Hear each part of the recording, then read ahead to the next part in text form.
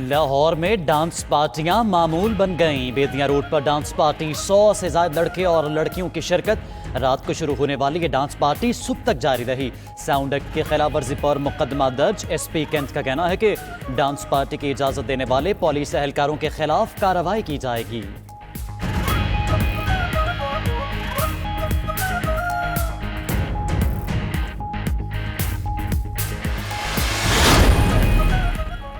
وزیر خارجہ شاہ محمود قریشی 2 روزہ سرکاری دورے پر سری لنکا پہنچ گئے۔ انٹرنیشنل ایئرپورٹ پر شاہ محمود قریشی کا پرتپاک استقبال کیا گیا۔ وزیر خارجہ کی کولمبو میں گرم جوش استقبال۔ وزیر خارجہ آج سری لنکا کی اعلیٰ قیادت سے ملاقاتیں کریں گے۔ شاہ محمود قریشی خطے کی صورتحال اور اہم علاقائی امور پر پاکستان کا موقف بیان کریں گے۔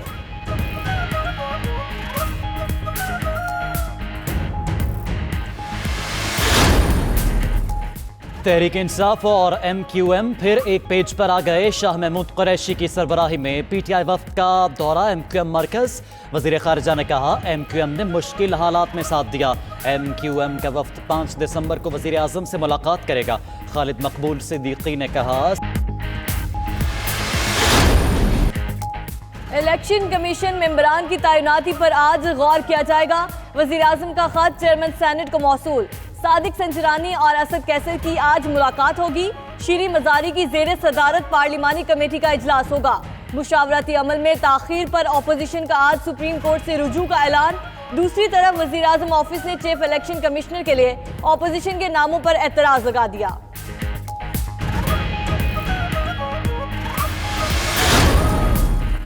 بدقسمتی سے ہمارے ملک میں طلباء تنظیمیں تعلیمی ماحول خراب کرتے ہیں۔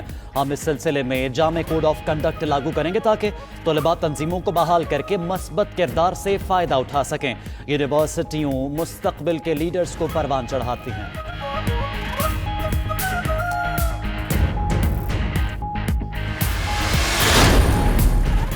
ٹویٹر پر کول اور حکومتی فعل میں مکمل تضاد ہے۔ ایک طرف طلبہ یونین کی حمایت اور دوسری طرف ایف آئی آر سیاسی منافقت ہے۔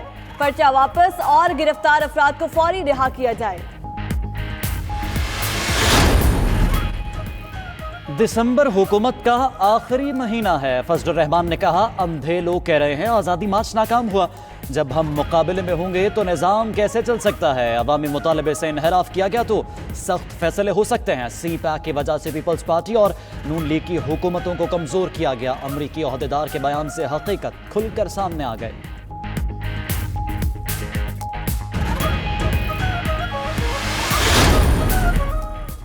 برطانوی ڈاکٹر نے نواز شریف کی بیماری کو پیچیدہ قرار دے دیا۔ ڈاکٹر نیئر زبان نے 92 نیوز سے گفتگو کرتے ہوئے کہا نون لیگی رہنما کو علاج کے لیے امریکہ کے شہر بوسٹن لے جایا جا سکتا ہے۔ ان کا علاج لندن میں بھی ہو سکتا ہے، تاہم ان کے خیال میں بوسٹن زیادہ مناسب رہے گا۔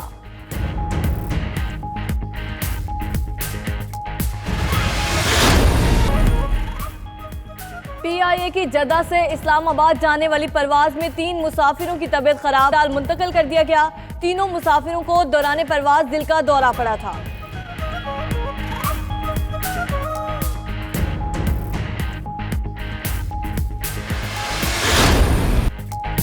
ایڈیلیڈ ٹیسٹ میں بھی اننگز کی شکست کے بادل منڈلانے لگے۔ فالو آن کے بعد 39 پر پاکستان کے 3 کھلاڑی آؤٹ۔ کپتان اظہر پھر ناکام۔ امام الحق کا بلہ بھی رنز نہ اگل سکا۔ بابر اعظم بھی دوسرے اننگز میں صرف 8 رنز بنا پائے۔ اننگز کی شکست سے بچنے کے لیے مزید 248 رنز درکار۔ پہلی اننگز میں یاسر شاہ کی شاندار سنچری۔ بابر اعظم نے 97 رنز بنائے۔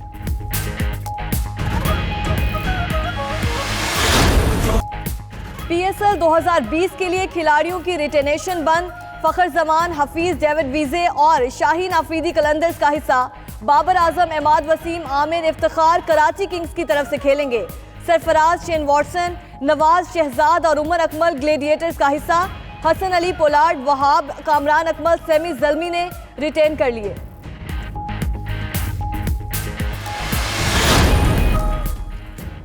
چینی شہر گوانگزو میں ڈرائیور لیس گاڑیاں لوگوں کو سفری سہولیات فراہم کرنے لگیں۔ گاڑی میں 4 مسافروں کے بیٹھنے کی گنجائش موجود۔ ہر گاڑی چارجنگ والی بیٹریوں پر چلتی ہے۔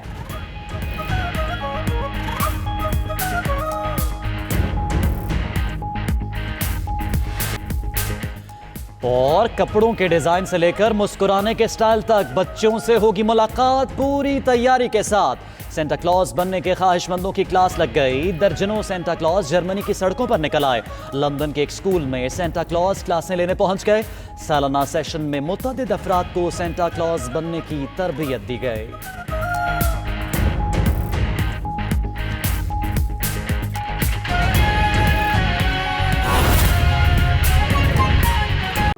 اقتدار میں آئے ہیں، یہ مڈل کلاس کی جدوجہد ہے۔ پی ٹی آئی کی جو ہماری جو بیک بون ہے وہ مڈل کلاس ہماری بیک بون رہی ہے، اور مڈل کلاس کو تب فائدہ ہوگا جب ظاہر ہے پاکستان کی معیشت کو فائدہ ہوگا، ایک سٹیبلٹی پاکستان کے اندر جو ہے وہ واپس آئے گی۔ اس کے لیے جو پرائم منسٹر صاحب نے ہمیشہ بات کی ہے اداروں کی اسٹرینتھننگ کی، اور اداروں کی اسٹرینتھننگ سے پرائم منسٹر صاحب کی مراد یقینی طور کے اوپر یہ بھی ہے کہ ایک دوسرے کے جو اختیارات ہیں، جو توازن ہے، اس کا احترام کیا جائے۔ اور میں یہ سمجھتا ہوں کہ ان تین لوگوں کی موجودگی میں، اور جو ہمارے آنے والے جو چیف جسٹس ہیں جسٹس گلزار صاحب، ان کے بھی خیالات جو ہیں وہ بالکل واضح ہیں ان معاملات میں۔ سو پاکستان کے اندر میں یہ سمجھتا ہوں کہ ایک بڑا اچھا اس وقت ماحول جو ہے وہ بن گیا ہے، جب ہم اداروں کے استحکام جو ہے وہ اچیو کر سکتے ہیں۔ جب پرائم منسٹر صاحب کے ہوتے ہوئے، جناب باجوہ صاحب کے ہوتے ہوئے، اور جسٹس آصف سعید کھوسہ صاحب اور جسٹس گلزار صاحب کے ہوتے ہوئے، یہ بات بہت قرین قیاس ہے کہ ہم اداروں میں وہ بیلنس جو ہے وہ بنا سکیں اور وہ ہم کر سکیں۔ اب اس کا طریقہ کار میری نظر میں سیاست کا ایک سنجیدہ طالب علم ہونے کی حیثیت سے اور کوئی کام ہی ہم نے نہیں کیا ہے۔ 93 آنورڈ جو ہے، جو لوگوں کا ہمیں جانتے ہیں، ہم نے تو 93 آنورڈ پاکستان میں سیاست کو بڑی قریب سے دیکھا ہے، بڑا موقع ملا ہے، ساری سازشیں بھی قریب سے ہوتی دیکھی ہیں، کئی سازشوں میں شامل بھی رہے ہیں، کئی دور سے دیکھی ہیں، کئی بہت قریب سے دیکھی ہیں۔ ان میں میری جو ہے وہ رائے یہ ہوگی کہ ہم ایک دونوں ایوانوں کی ایک مشترکہ پارلیمنٹری کمیٹی جو ہے وہ ہم قائم کریں، جو کہ فوری طور کے اوپر دو معاملات کے اوپر، اور دیکھیں اس میں مجھے کوئی شبہ نہیں ہے کہ اپوزیشن کا بحیثیت ایک ادارہ کے رول جو ہے اس کو ریکگنائز کرنا چاہیے۔ اپوزیشن کے بغیر آپ جو ایک وائڈر کنسنسس ہے اداروں کے بغیر میں نہیں لا سکیں گے، لہذا اپوزیشن کے کردار کو بھی ہمیں تسلیم کرنا ہے۔ تمام اداروں کو اپنے اپنے کردار کو تسلیم کرتے ہوئے آگے بڑھنا چاہیے۔ دونوں ایوانوں کے اوپر مشتمل ہمیں ایک کمیٹی جو ہے وہ بنانی چاہیے۔ یہ ادارے جو ہیں جن شخصیات کا میں نے نام لیا ہے، یہ اس کمیٹی کی سرپرستی کرے اور میڈیا ہیلپ کرے، مدد کرے ہمیں وہ توازن لانے میں، اور ہم میڈیا اور ان باقی حضرات کے تعاون سے فی الحال جو دو معاملات ہیں ان کے اوپر تو فوری اتفاق رائے ہم قائم کریں۔ ایک جو ہماری آرمی ایکٹ میں ترامیم کا معاملہ ہے، اس کے اوپر ہمیں کنسنسس سے آگے بڑھنا چاہیے، اور معاشی پالیسیوں کے اوپر ہمیں ایک کنسنسس کریٹ کرنا چاہیے۔ یہ دو معاملات کے اوپر ہمارا کنسنسس پاکستان کے لیے بہت اہم ہے۔